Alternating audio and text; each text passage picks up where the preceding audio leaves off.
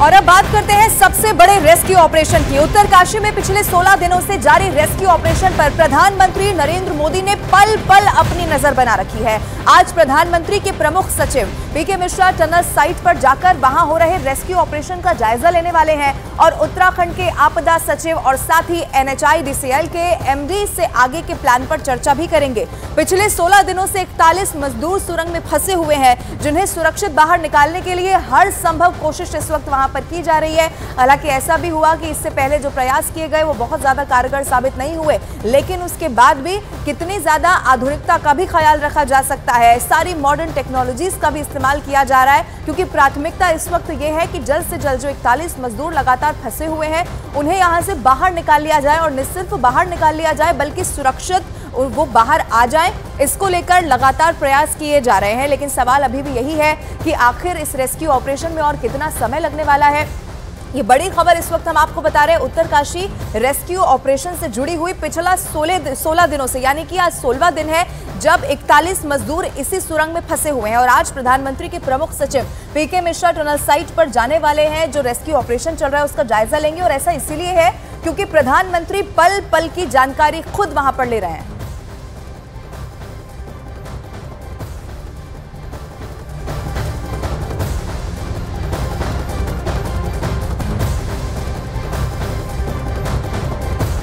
तो उत्तरकाशी में आज 16वें दिन भी रेस्क्यू ऑपरेशन लगातार जारी है। 1.2 डायमीटर की वर्टिकल ड्रिलिंग 27 मीटर से आगे अब बढ़ चुकी है, लेकिन सुबह से ही उत्तरकाशी में बादल छाए हुए हैं और मौसम विभाग की अगर माने तो बारिश और बर्फबारी होने की भी संभावना है। अब ऐसे में अगर बारिश हो जाती है तो रेस्क्यू ऑपरेशन पर इसका सीधा असर पड़ेगा और कई अड़चनें खड़ी हो सकती हैं। यह भी हो सकता है कि रेस्क्यू ऑपरेशन को रोकना पड़े अगर बहुत ज्यादा बारिश हो गई, या फिर जो कि मौसम विभाग की तरफ से कहा गया है, बताया गया है कि बर्फबारी भी हो सकती है, और ये वैसे ही पहाड़ी इलाका, यहां पर उसके बाद बहुत ज्यादा मुश्किल हो सकती है। वर्टिकल ड्रिलिंग का काम हालांकि लगातार जारी है। मौसम विभाग ने जो चिंता जाहिर की है अब वो मुश्किलें बढ़ा देने वाली है।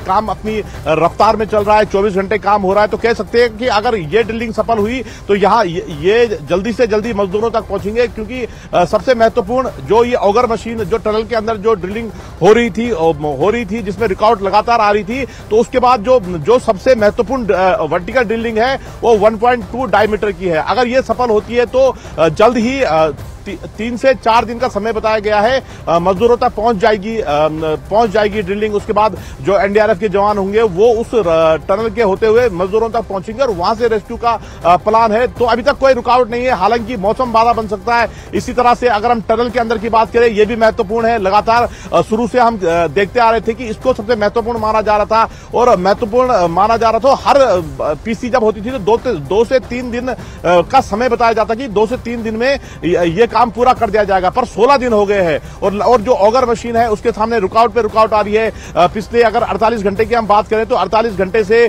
जो ऑगर के पार्ट्स है वो जो पाइप के अंदर फंस गए हैं उनको प्लाज्मा जो कटर है उससे काटा जा रहा है।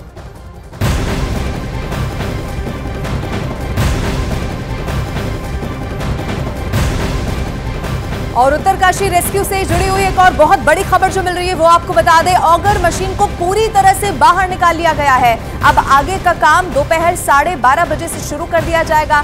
फिलहाल प्लान B के तहत काम चल रहा है और उम्मीद ये जाहिर की जा रही है कि जल्द से जल्द मजदूरों को सुरक्षित बाहर निकाल लिया जाएगा।